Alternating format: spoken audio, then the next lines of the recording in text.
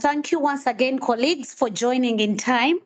We are very delighted that you and your organizations have joined in as we kickstart deliberations and learning around the relevance of evidence generation and use in prevention of violence against children. You may want to know that this is actually our second of our series of webinars for practitioners and implementers this time on prevention of violence against children. And you may also want to note that whereas in our last webinar, we mainly focused on leaders within the organizations, this time we are really focusing on colleagues who are into implementation, colleagues who design and integrate evidence generation at the design level of programs and ensure implementation and also at the implementation level to ensure that what we implement is good enough for reference by policymakers and to be put into practice. So we welcome you, all of you colleagues, practitioners, and also maybe leaders of organizations who are in here. You're all very welcome. And this webinar has been convened by the VACNet's virtual hub. So you may want to know that it has actually been organized by Impact and Innovations Development Center through our virtual VACNet hub team. So we are a technical assistance organization that supports non-profit organizations to develop and implement programs that are effective and sustainable. And while we are at it, we use a learning-centered approach to maximize the impact of development programs. That is what we do as Impact and Innovations Development Center. Today, you may want to know that our webinar is not going to take longer than an hour. So you will all be seeing what is on our program. And please take note as you will see how the program will be flowing. But just before that, please take note of the house rules. Just ensure that everything noted down there is taken into consideration. From our registration of our webinar, we see that you're quite a number. So please ensure that when you want to share any question, kindly go to the top of your tab in your team's logins, and you will see where there is the Q&A section. Kindly, that is where you will share your question with us. But in case you want to share comments or interactions, kindly use the chat function within Teams. So please take note that we are using the Q&A section of the webinar. To access it, it's on top of your Teams window. That is in case you want to share a question. And for interactions and comments, kindly use the chat function. My name is Nalubega Slavia Samula, and I shall be your moderator for today. I am the documentation and communication advisor here at Impact and Innovations Development Center. And I'm sure you will want to agree with me that the journey towards prevention and eventually ending violence against children in East Africa and across the world is still a long one, but certainly not a lonely one. So if we are going to make efforts to document evidence on violence against children and take deliberate and informed steps to ensure that information that is generated is put to use, then eventually we shall achieve an end to violence against children in the world. That is our belief and conviction. So this space we have today is to enable us to inspire each other to take action, and the information we have at hand and that we are going to harvest today can be able to be used to enable us to take action in the end and in the prevention of violence against children in East Africa and across the world. Thank you so much for registering for this webinar. Close to 60 participants have registered across East Africa, and we are very excited to have you on board. Thank you so much, colleagues from Uganda, Kenya, and Tanzania for joining in. And We also have stakeholders interested in this webinar beyond East Africa, and we are very happy that they are joining us. Thank you so much, colleagues, for joining in. We as well have funding partners and also implementing partners all on board today. You are all very welcome to this space. And your attendance in such big numbers is really confirmation and confidence to us that we are on the right track towards preventing violence against children. And we really pray that this discussion adds value to the sector of child protection. And yes, we also pray that the good Almighty guides us through this discussion.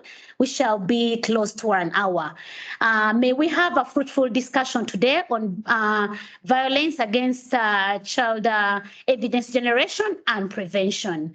And colleagues, we shall move direct into our first session. Like you will be seeing on the agenda, we are through with our introductory remarks, and we are now moving to the overview of our VACNet's virtual hub. And this is going to be presented to us by none other than Miss Agnes Wasike, who is a technical advisor on knowledge management and VACNet's, and she as well coordinates our VACNet's hub. Thank you so much, Flavia, and good morning to everybody on call. For those outside our time zone of East Africa, greetings to you. I want to add my voice to my colleague Flavia to say you are all welcome. So I want to say that the overview I'm giving today is going to be skewed to the evidence agenda scope, because some of you have already heard about this hub, and therefore I will not dwell so much into the vision and mission, but just to say that this hub is an innovation of Impact and Innovation Development Center, purposely as part of its learning initiative on preventing violence against children in East Africa.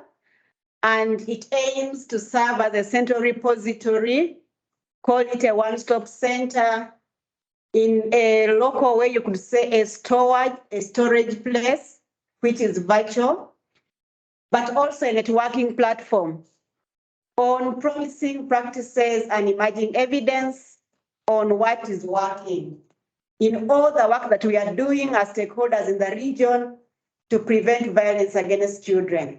And like I said today, I'm going to focus on the evidence agenda of this hub.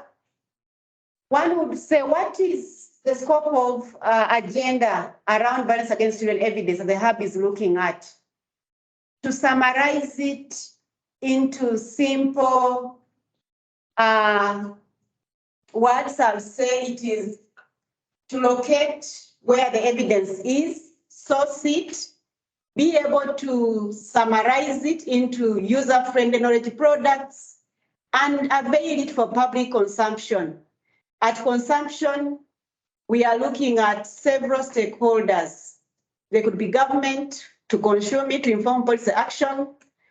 It could be academia to use it as case studies for training or teaching social service workforce. It could be researchers to identify how they can complement evidence measurement from program work, but also to convene sessions for knowledge exchange on the emerging evidence. In terms of the types of evidence that the hub is interested in, I would like to clarify that we are interested in all kinds of evidence, as long as the evidence shared communicates change that has been realized from interventions aimed at protecting children from all forms of harm and risks to violence. And I need to emphasize that as we look out and request for evidence, we want to get evidence that gives us the situation before and after, where we can verify from your evidence that actually before you entered community X, the situation of violence against children was at this level. This was the type of evidence. These were the drivers. And you particularly chose to intervene using approach B or C, and either you adapted it from elsewhere or you designed it yourself, how you implemented and measured, and what change you saw. And would be happy if we can have the change communicated both in qualitative and quantitative numbers, and where you have a change story, one or two to accompany, that would be very good. So as we talk about this evidence, of course, we are all at different levels. There are those that have already gone higher in using scientific approaches, which are very rigorous, so they will be at the higher level of this evidence hierarchy. But we also have some of us who are starters or we are middle level. As you can see the evidence hierarchy on the screen, which is also used by the Global Inspire Working Group. We are saying whether it is your opinion as a professional expert or a beneficiary, we are saying we would like to have this evidence together on this hub. Whether you have done qualitative case studies, maybe pilots, and you have formative evaluations to input and improve your program before you go on wide-scale implementation, or you're at a higher level of randomized control trials, all this evidence, we are saying, let's have it together at this hub. And then once we receive it, we shall eventually organize it based on the levels. And within levels, we shall be able to also align to inspire strategies. And as I said, the hub is undergoing reconstruction, the site, so that we can have the evidence as we share reorganized according to these evidence levels. So what support do we offer in case an organization needs support to be able to have its evidence packaged in a way that can be user-friendly? First, we are able to receive your evidence and together with you be able to show you in case you're not able to locate where your evidence falls on the evidence hierarchy, because at least it should fall somewhere on the hierarchy. And then where you need support, we are taking a co-production approach where you indicate to us what kind of product from your user perspective you would like to use it for, possibly advocacy or for improving program quality. Then we are able to work together to document that evidence and then cross-share that evidence through the hub. And where possible, present it for discussion as we look forward to having you and other practitioners join us in peer-to-peer learning sessions that we shall be organizing for practitioners. I would like to end by saying that we are looking forward to hearing from each of the organization, because we believe your work is not in vain and wouldn't want your work to just end in your offices, in your computers. Please share it with us, email it to us on the address provided, and we shall be able to work with you to package it again into user-friendly briefs if need be, or share it as it is so that it's able to be accessed and used. Thank you very much. Thank you very much, Agnes. It's really now all clear that we have a central place where we can share well-researched evidence, and just to also let you know that we are here to always support to turn around this information into believable and workable evidence. So please feel free to share, like Agnes has said. Thank you very much, colleagues. We shall now be moving to listen in to our keynote speakers for the day.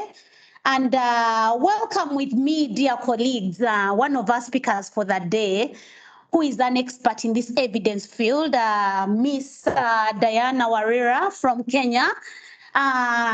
Miss Diana is the policy manager at the Abdul Latif Jamil Poverty Action Lab, which is and is based at the Innovations for Poverty Action in Kenya. So Diana leads policy work in East and West Africa for the Gender and Economic Agency Initiative, as well as she's the Digital Agricultural Innovations and Services Initiative. Diana, you are very welcome. Thank you very much for that kind introduction. And I'm very much honored to be part of this webinar and to share some insights and lessons that might be useful for colleagues working to prevent violence against children on the continent. So as we start our discussion today, and as our very able moderator has sort of set the context, and also the previous speaker has given a nice introduction for today's discussion, I thought it would be nice to begin with thinking about what is evidence from the very foundational level.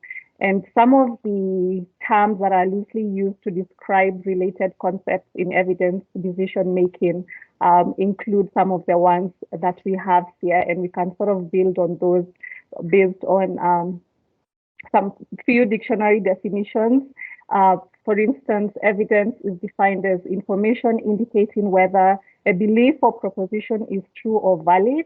When we also think about knowledge in our work, this could be information and skills that have been acquired through experience or education. And then when we further move to think about data, this could be facts and statistics that are used for reference or analysis. And for research findings, these are the results of systematic investigation and study of materials and sources in order to establish facts and reach new conclusions. So currently, as the evidence ecosystem continues to get more cohesive among researchers, policymakers, practitioners, knowledge brokers, and others, we are seeing a lot more coherence in terms of how we are referring and thinking about evidence. So currently, there's greater leaning to have data and research findings produced in a more systematic manner as a core of what we refer to as evidence, due to the concept of rigor. And I like this particular reference to evidence by the U.S. Commission on Evidence-Based Policymaking, which is that this is information produced by statistical activities with a statistical purpose that is potentially useful when evaluating government programs and policies. And that's from that commission as of 2017. And also, because we'll talk about EIDM a lot in this discussion, and even in the section that my colleague Karaoke will talk about, I thought it would also be nice to, what do we mean when we say EIDM, and what do we mean when we talk about evidence-informed decision making? And this can be defined as a systematic approach to public decision making that ensures policy and program decisions are informed by the best available evidence. And you'll find some definitions will want to say best available research evidence. Of course, as I said, conversations are continuing to evolve, and happy to keep learning even from the different. So with that basic introduction, we're sort of setting the stage on what we will be referring to as evidence in this presentation. But even as we have that broad view, we see some types of evidence, and I'm glad that some of these were projected in the hierarchy of evidence. So some of this is produced through statistical methods, and some of it is not, such as experts' opinions and indigenous knowledge. But this is not to say that these types of evidence are not useful for decision making. So now let's talk about how evidence is generated to produce these types of evidence. And in the next segment, I'm going to talk about systematic reviews and evaluations, because we cannot be able to talk about these different types of evidence. So for systematic reviews, a quick highlight that these are a systematic approach to conducting literature reviews, which reduce a possible source of bias that is usually seen with traditional literature reviews. And they are a study design that's used to summarize the results of several primary research studies. And we are also seeing that they use meta-analysis, and this is a statistical tool which mathematically sort of collates and the results of various research studies to ensure that you're obtaining a pooled estimate of the treatment effect of an intervention. And systematic reviews also seek to collate evidence that fits a specified eligibility criteria, which we'll talk about shortly, in order to answer a very specific research question. And as I said, they aim to minimize bias by using very explicit and systematic methods that would be documented in advance with a protocol. And at the end of as you're publishing your systematic review, you're also supposed to include how you went about conducting the systematic review. Then on the other hand, narrative reviews or traditional literature reviews do not involve a systematic search of the literature. And the author of the review, you'll find that usually is an expert on the subject, but is going to use informal methods to identify what he or she thinks are the key studies on the topic. And unfortunately, this can end up being cherry picking. And the final review, therefore, is a summary of these very much selected studies. And since the studies are chosen selectively and without a clearly defined criteria, such reviews preferentially will include those studies that favor the author's views and also lead to a potential for subjectivity or selection bias. And for instance, in the work that the teams are undertaking, a researcher or a program staff in your organization may choose to select studies that your organization has been part of, or studies that have been financed by your key or favorite funder, or studies whose results point in the direction that is, favoring a certain position that you would be interested in. And for example, studies you're already familiar with may show a positive impact of a specific intervention in alleviating violence against children from primary caregivers, for instance. But however, there may be other studies that would dispute this finding on the same intervention. But when you undertake a systematic review, this allows you to look at studies that qualify for inclusion in your review, whether or not they are favoring your hypothesis. And essentially, the end goal is to ensure the results are as credible and as reliable as possible so that the decisions that will result from looking at this evidence are the right ones. So how exactly are systematic reviews conducted? I'll take us through these steps briefly. And the first step is stating the review question. In defining the review question, this is best framed using what we call the PICO format, or population, intervention, comparator, and outcome. And here's an example of a review question related to addressing the incidence of violence against children. So in this review question, which is parents and primary caregivers in low-income settings, does providing life skills training affect the incidence of violence against children? So in this draft review question, the population of interest would be parents and primary caregivers, and the intervention that would be administered would be life skills training, and the comparator for this would be having placebo or no intervention, meaning a group of parents and primary caregivers who would not receive the life skills training. And the outcome of interest in this case would be the incidence of violence against children. And when you think about step 4, this is now identifying and selecting the relevant studies to be included in the review. And you'll identify and select relevant studies with a 2-step process. And the first one being reviewing titles and abstracts of the studies that you've now identified up to this point, and also to exclude any duplicates and discard obviously irrelevant studies. And then a second step would be now a very close review of full text papers of the remaining articles to identify studies that meet the eligibility criteria. So this is the point at which you would do a deep dive. And to minimize bias, these selection steps are usually performed independently by at least 2 reviewers. They can be as many as 5, who also assign a reason for non-selection to each discarded study. And if there are any discrepancies, this would be resolved either by an independent reviewer or by mutual consensus of these original reviewers. And then a summary of the selection process to show the degree of agreement between the reviewers is also documented, and this also has to be published in your final review. So a very transparent and rigorous process. And then the 5th step is the data extraction. So in this step, each selected study has the relevant data is going to be extracted, and this should also be done by a minimum of 2 reviewers and who will independently look at the data and identify any errors in extraction. And the data extracted should contain the name of the author, year of publication, details of the intervention, because you want to make sure you're able to adhere to your PICO format, and control treatments, number of participants, outcome data in each group, and so on and so forth. And then finally, step 6 is the synthesis of the results. So the data extracted from the various studies are now pooled quantitatively. It talked about the meta-analysis, or qualitatively if you're pooling results that are not considered, if the pooling of results is not considered feasible. And for qualitative reviews, data are usually presented in a tabular format showing the different characteristics of each study, and also to allow for easier interpretation. So that's it for a quick overview of systematic reviews as an evidence type.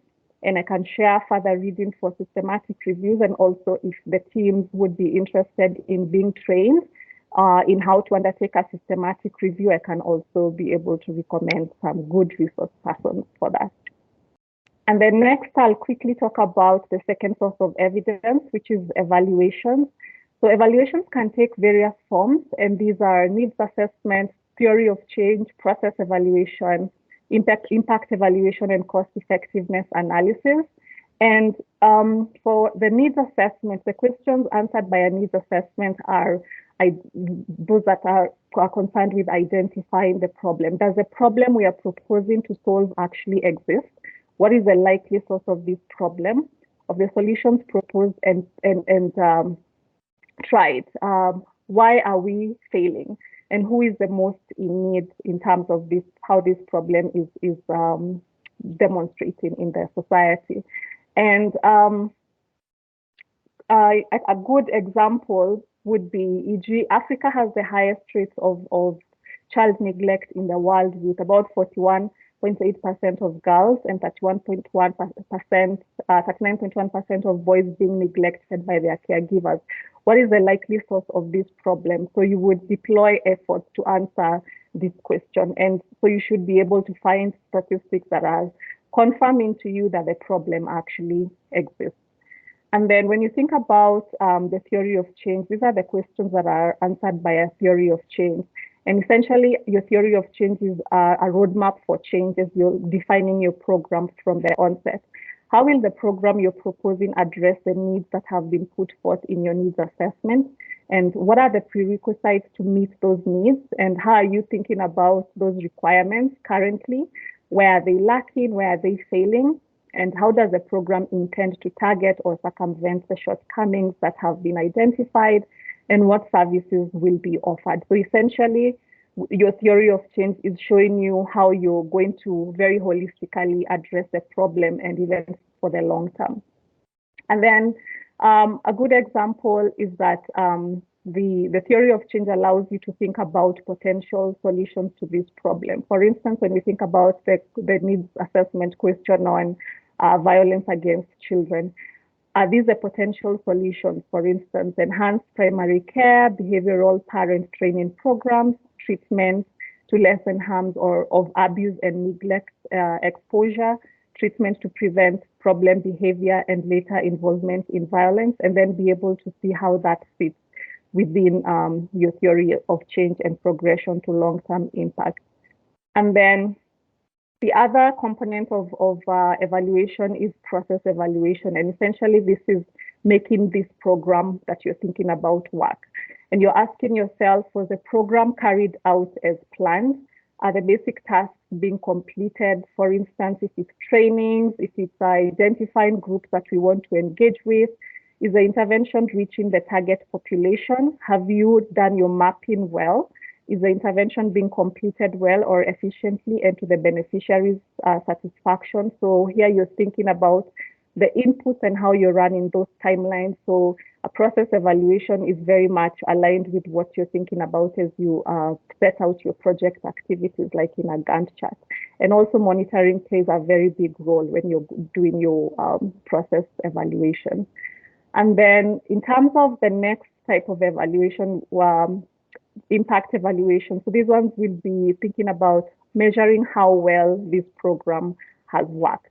Program process evaluations will determine if a program is running the way it is supposed to run. But for an impact evaluation, you want to determine if a program creates a change in an outcome. Back to our example on violence against children, you'll say, did the behavioral parent training program decrease violence against children in Uganda? And what was the impact? E.g., are you able to quantify the reduction in abuse cases in households, for instance, across a specific geographical area?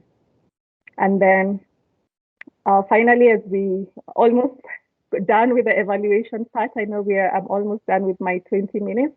And then another bit about the impact evaluations is randomized evaluations, which JPAL does a lot of randomized evaluations. So these are characterized by random assignments of study participants to one or more groups that receive an intervention. And they make it possible to obtain rigorous and unbiased estimate of the causal impact of an intervention. And RCTs or randomized evaluation usually allow researchers and policymakers to really tailor their research designs to answer specific questions. And if they're well implemented, they can be able to tell us how effective was the program, were there unintended side effects, who benefited the most, which components of the program work or do not work, and how cost effective was the program, and how does it compare to other programs. And finally, on randomized evaluations, if they are well implemented, sorry, I think I have repeated myself here. So here I can share additional resources from JPAL on how to run randomized evaluations. And then finally, on evaluations, we have cost effectiveness analysis, and cost effectiveness analysis of a program, for instance, would want to quantify the dollars spent per additional day of a student attendance at school. This is an example from an education perspective, and can offer insights into which programs are likely to provide the greatest value for money. So essentially, cost effectiveness analysis summarizes complex programs in terms of the simple ratio of cost to impact, and allows us to have this common measure to compare different programs that have been evaluated in different countries. And also at JPAL, we have a ton of resources on being able to do cost effectiveness analysis for your work. And also, if teams would be interested in trainings, that's something we can be able to explore. And then wrapping it up, would be, now that we have these different types of evidence, we've looked at systematic reviews, we've looked at evaluations, and there are many other types of evidence as we've talked about. What is good evidence? And I know we want to stay motivated in how we do our work, but the evidence has to be rigorous, timely, current, complete, and accurate. So I know these terms are self-explanatory, but it would be very important to emphasize some of these components of good evidence, such as rigor, as we've already talked about, the systematic reviews, the evaluations, for instance, because you don't want to invest so much effort in sourcing for evidence or producing evidence that ends up not being rigorous enough. And then in our decision making on our programming and also with engagements with policymakers, we also want to make sure this is timely and current and complete, because you don't want to have an assessment that tells half the story, because you will end up telling half, making half the decision. And then accuracy, again, ties very closely to rigor. And so why is the case of evidence use in our work so important? So ultimately, citizens want governments that solve the challenges they are facing in their daily lives. Like, for instance, in Kenya, we are facing an extended drought season. So we want a government that is going to help us think through how do we rise above this very difficult situation in the country. But in the real world, we know that governments cannot solve all the challenges by themselves. And that is where we come in as non-state actors to support the efforts of governments through generating evidence that is useful for decision making, and also using this evidence in the implementation of the programs that we are working on.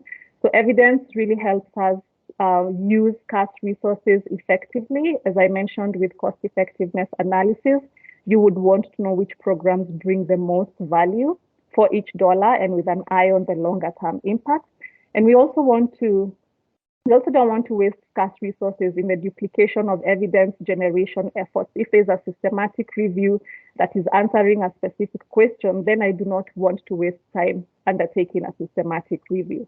We can therefore replicate and scale programs that have already been proven to be effective, again, pointing to some of the questions that can be answered by impact evaluations. And then with evidence, program implementers can be accountable at various levels. We've seen that in the process evaluation examples. And you want to be sure that how you implement programs is according to your set blueprint so that you can achieve your intended results. And also on accountability, governments are also able to be accountable to their citizens and to funders who are contributing to development assistance for countries. But without evidence, we cannot hold them to account, even as citizens. So with that, thank you very much for listening to me, and I'll hand over to James to talk about the closing the no-do gap. Thank you. Thank you very much, Diana. That was very insightful and very detailed. Just before James comes in, would like to inform our participants that Diana has been very, very detailed. And one key issue I really picked on is she said, if you're going to share good evidence, it has to be rigorous, complete, timely, and current. So let's have that in mind. James is coming on next to speak more about the same topic. I would like to welcome James. James Kariuki is our next speaker. James, you are very, very welcome. Dear members, you would like to know a little more about James, who is our next speaker, who is a senior research scientist and a certified knowledge manager.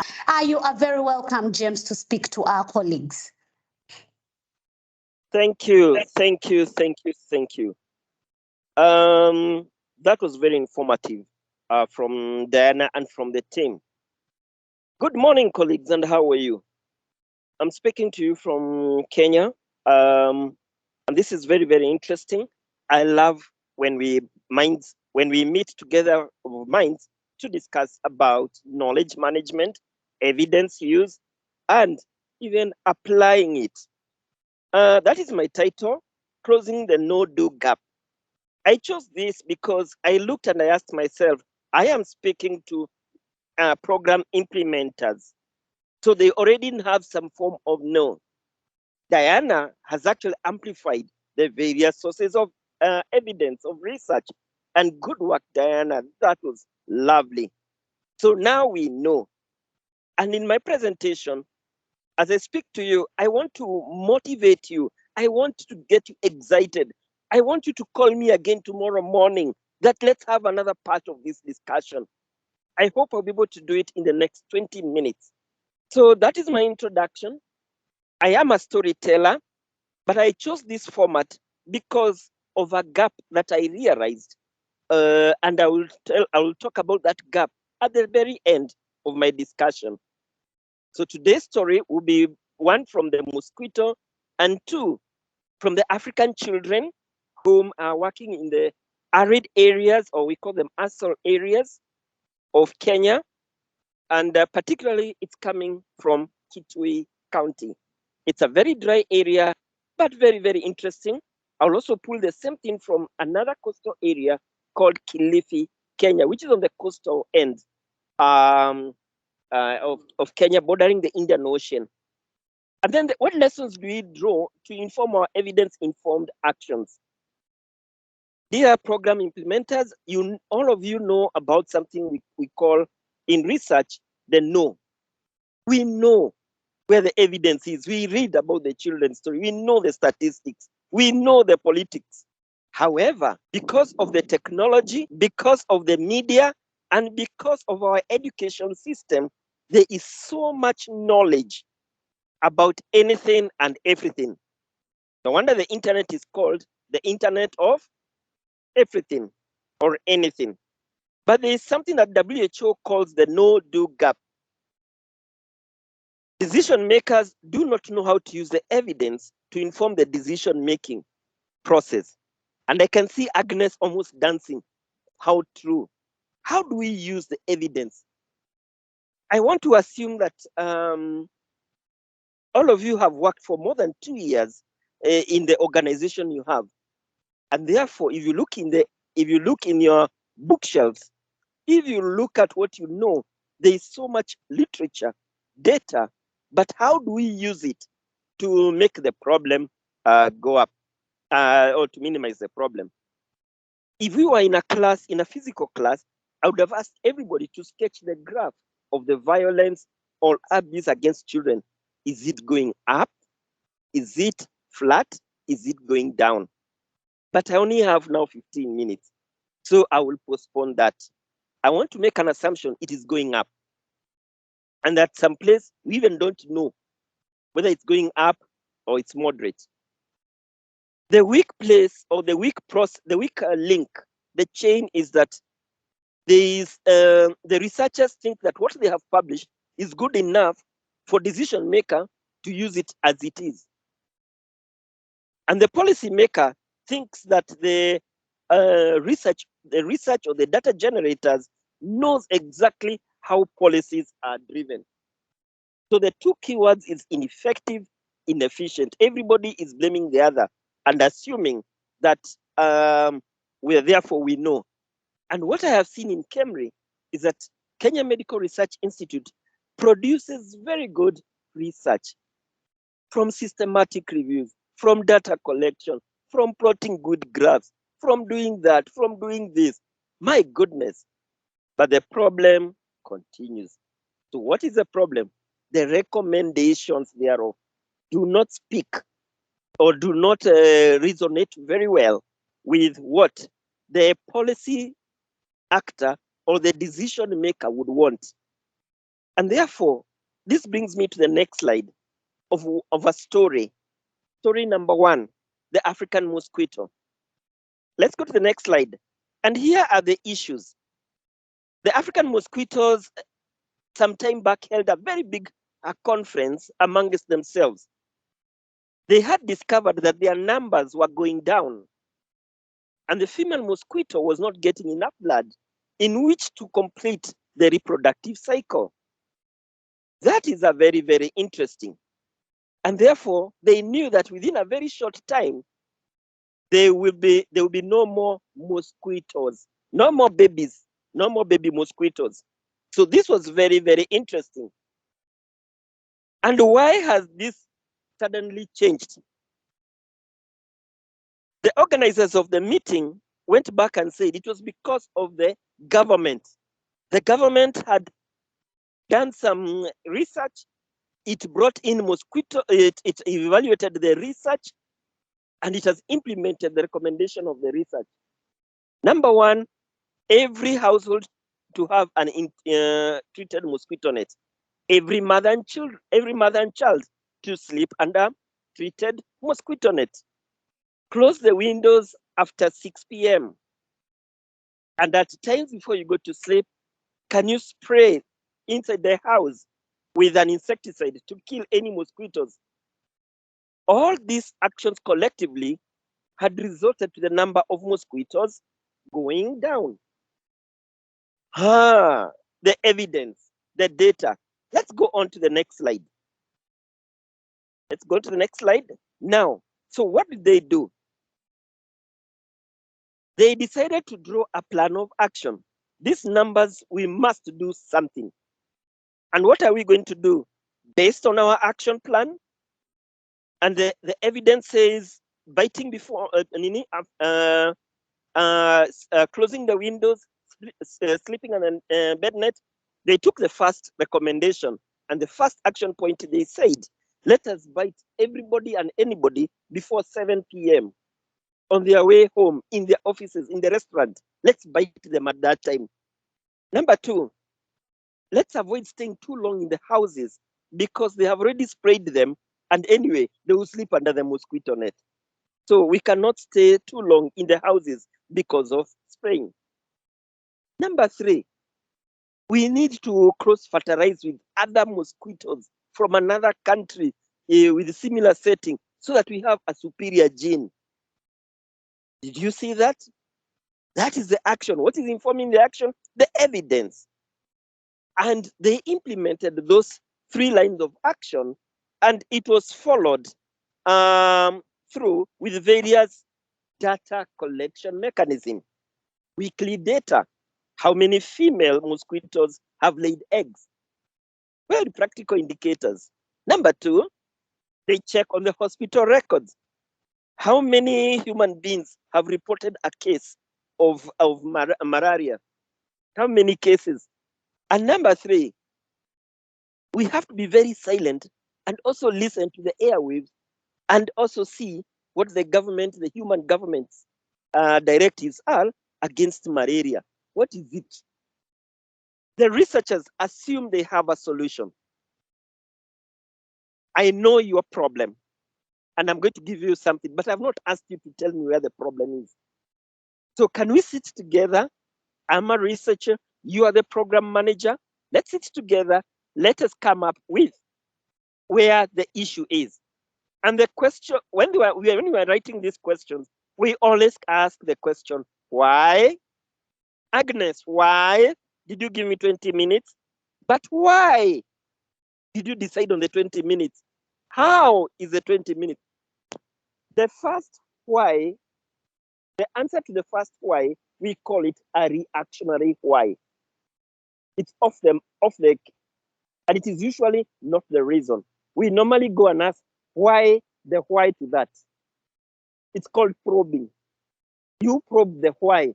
So why did the children not go to school? They went to fetch water and then come home. Very good.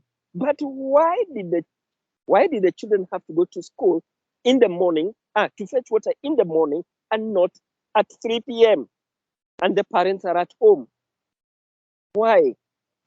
Now the whys decide what are the roles that are performed in the morning. But why do you allow them to be performed in the morning?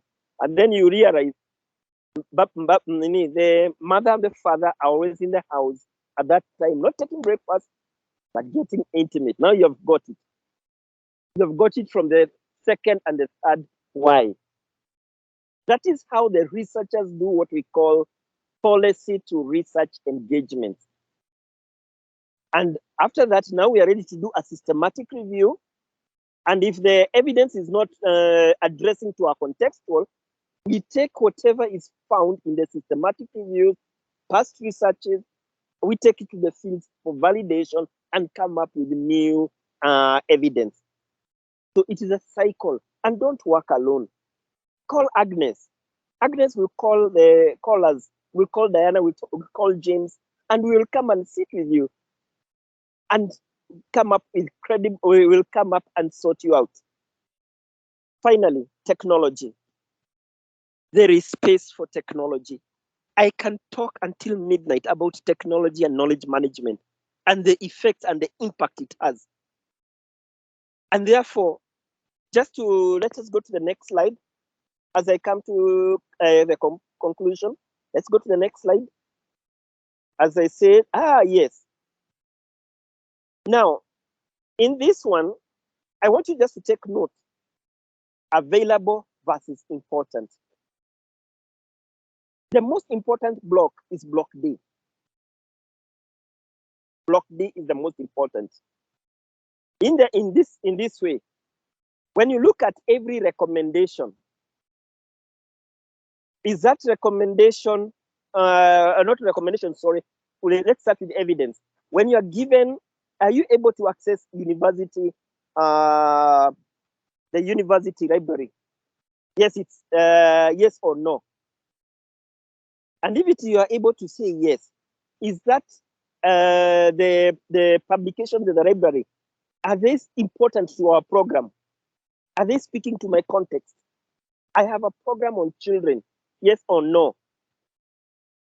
If the answer is yes, yes, then you do what we call you plan now to the next program. How can we roll out this recommendation? But if the answer is no, it's not available, but it's very important to us, then that is where you call for additional resources to locate what is important, to make it available. This exercise is best when it is done as a group, as an individual, and at a group setting, because you're going to come up with action for every block. And remember, on the black side, there is monitoring and evaluation. Just like the mosquitoes, they used data, they looked for it in the hospital, they listened to the radio programs, they went out for campaigns. Just like the school-going children in Kitui and in Kilifi, the school register was a source of data. Public barazas were sources of data. And the ministries were sources of solutions. That was very interesting. Monitor. We want to do 40, we want to think in 40 boreholes. You go and that is monitoring. To evaluate, is the water source being used? So you go and look, how good is this water source, the boreholes being used, only to discover that the solar panels were stolen. So monitoring and evaluations are important aspects. And I would love to come and sit with us and do that part of important versus available evidence, so that when you get contextualized evidence, you will be happy all the way because you have idea. In my closing remark, remember there is this triangle that always works together. I call it the 3-point triangle. Data, those are numbers. There is research evidence. Those are publications, including newspaper cutting. And there is experience, your experience. How do you tie all the three to inform evidence-informed decision making? How do you tie all the three? That is a practical question, and we can do it together in a setting or even virtually in another round. So remember, important versus available. There is room for data, publication, and experiential or experience. They blend together. All right. And from there, once we do that, we are now ready to go to the next part, which will have been the physical component or the physical learning part. Allow me to stop there. I hope I provoked you enough to be able to call me back for now the practical setting. Thank you very much, James. That was really, really an insightful presentation and really very detailed. I am sure colleagues will agree with me that it was very interestingly shared and very easy to understand and brought everything into context. And it's at this time that we open the floor for discussion. If we have any questions to James and Diana, kindly, this is the opportunity we have to share. And in case you have any additional information you want to share, you can also utilize the opportunity to say something about what Diana and James have shared in regards to generation and use of evidence in as far as prevention of violence against children is concerned. Yes, colleagues, this is our opportunity. In case you want to speak, you can unmute. You can unmute your microphone and share with us anything you'd want to have, any additional information, questions. If you want to say something about the no-do gap or the mosquito story, this is your opportunity to speak to us. Maybe silence means consent. We want to imagine that it's been they've been two very insightful and detailed presentations. And these shall be shared by our colleague Agnes to all of us who have attended this webinar. So please feel free to check your emails after this discussion to be able to follow up. And as well, also the contacts of the presenters shall be shared in case you want to follow up and get more information from our colleagues, Diana and James. Feel free and you'll be getting these details shortly after this webinar. Thank you very much, colleagues, for joining in. If there are any questions or any additional information. Okay, the compliment coming in from Uma, she thanks the presenters for sharing. She says the information was on point and very clear to understand. Thank you, Sandra, for that feedback. So we shall have our closing. Yes, we also have George. Okay. Some more interesting insights in here. George says very insightful presentations. Thank you to the presenters and organizers. While Diana says, thank you. She's honored to have had the opportunity to share with us great information. Thank you, Diana, there. Yes, we shall now be moving to having our closing remarks from our team leader and executive director here at Impact and Innovations Development Center, Mr. Deogracia Siga. I'm sure he has very interesting insights. He is a whole pot of knowledge. So let's wait to also pick a leaf or two from him.